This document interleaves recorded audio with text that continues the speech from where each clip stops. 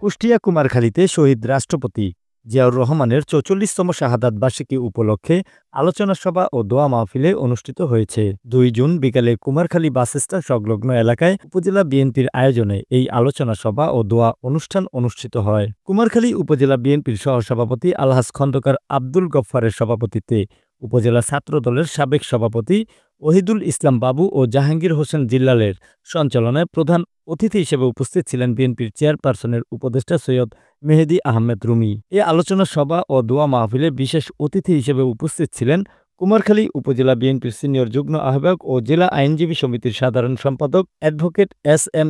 সাতিল মাহমুদ, কুষ্টিয়া জেলা বিএনপির সাবেক যুগ্ম সাধারণ সম্পাদক ও কুষ্টিয়া সাংবাদিক ইউনিয়নের সভাপতি আব্দুল রাজ্জাক বাচ্চু প্রমুখ। আলোচনা সভা শেষে দোয়া মাহফিল অনুষ্ঠিত হয়।